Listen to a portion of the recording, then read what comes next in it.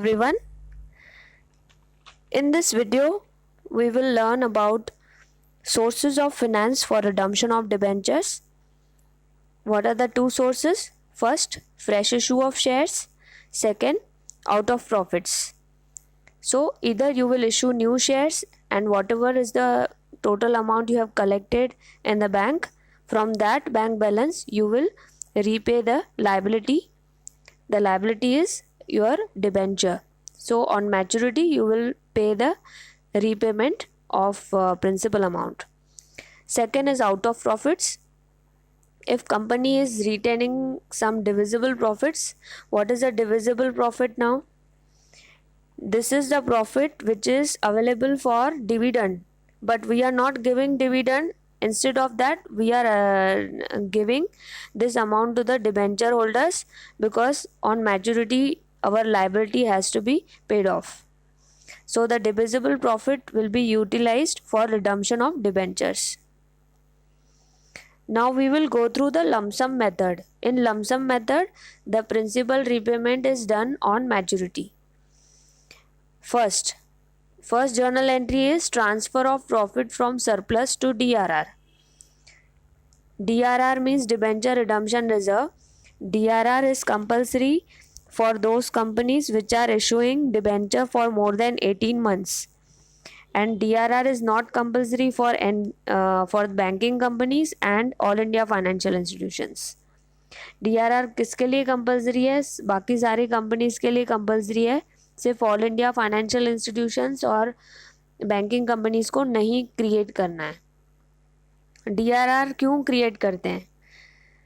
The reason of creating DRR is we have to keep this amount separate, because at the end of the period, that is on maturity, we should not face insufficient funds at the time of repayment.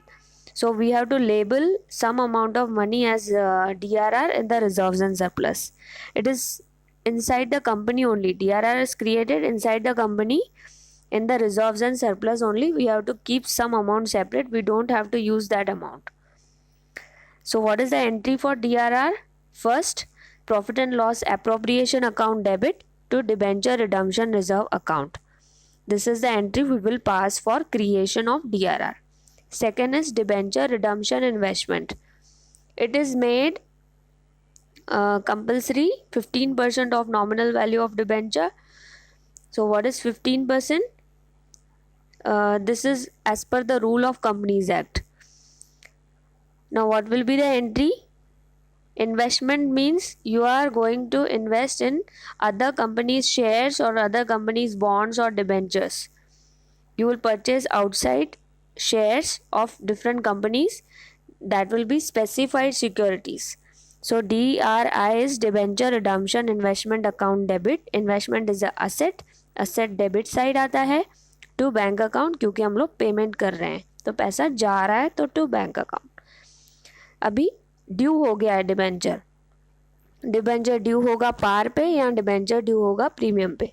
अगर due हो रहा है पार पे तो entry आएगी debenture credit side पे आता है लायबिलिटी के, राइट. लेकिन अगर हम डेबिट साइड में लिख रहे हैं डिबेंचर डेबिट, मीन्स उसकी मैच्योरिटी आ गई है और किसको पैसा मिलेगा?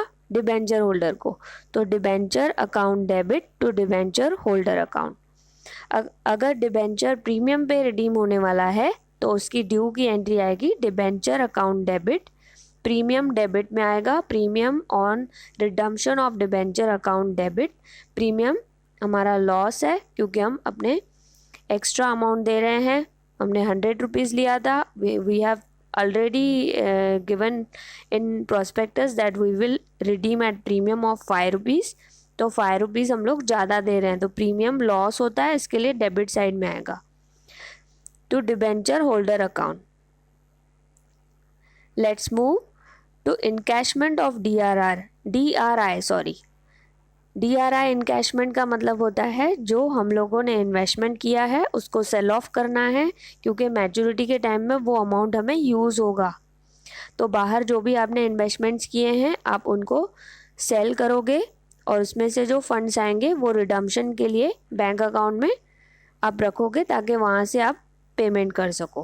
तो उसकी एंट्री आएगी बैंक अकाउंट डेबिट पैसे आ रहे हैं, आप सेल कर रहे हो इन्वेस्टमेंट, तो DRI क्रेडिट साइड में आएगा, debenture redemption investment account.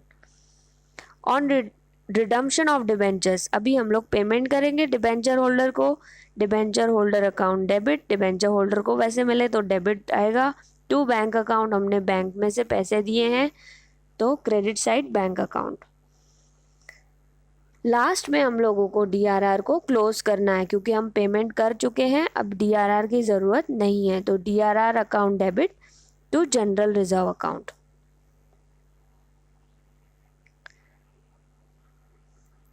Now next is redemption of debentures in draw of lots, in draw by lots। Draw bye lots में एक एग्जांपल दे रही हूँ मैं।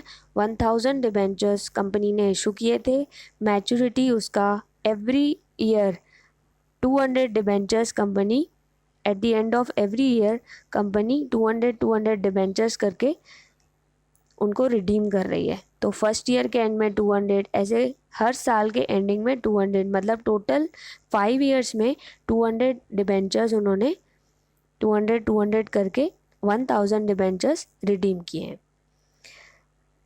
तो यहाँ पे एग्जाम्पल दिया है, टोटल डिबेंचर्स ऑफ 2 लाख में be redeemed at the rate of 50,000 per annum. Debentures of 50,000 to be redeemed each year are selected by lottery. तो इसके अंदर एंट्रीज कैसे आएंगी? सबसे पहले हमने पीछे वाले जो इसमें एंट्री की थी, सबसे पहले हम लोगों को DRR एक ही बार बनाना है। Profit and loss appropriation to DRR, ये एंट्री आएगी किसमें? ड्रॉ ऑफ लॉट्स में। ये लमसम ऊपर लिखा हुआ है लेकिन ड्रॉ ऑफ लॉट्स में भी ये पहली वाली एंट्री सेम आएगी। उसके बाद DRI जो है ये 4 बार होगा क्योंकि 2 लाख में से 50,000 फर्स्ट ईयर में हो रहा है, सेकेंड ईयर में 50,000, थर्ड ईयर में 50,000 और फोर्थ ईयर में 50,000। तो कितना रिडीम हो रहा है फर्स्ट ईयर में? 50,000। तो 50,000 का 15% ही हम लोग DRI करेंगे, डिबेंचर रिडम्पशन इन्वेस्टमेंट। एंट्री क्या आएगी? Debenture redemption investment account debit to bank account.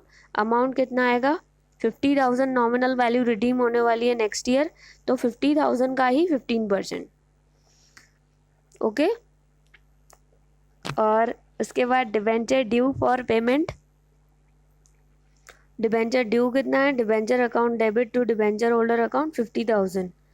और उसके बाद ये एंट्री आएगी, DRI को हम लोग सेल ऑफ करेंगे तो bank account debit to DRI account, debenture redemption investment account 50,000 का 15%। उसके बाद redemption of debentures, that is debenture holder account debit 50,000 to bank account 50,000।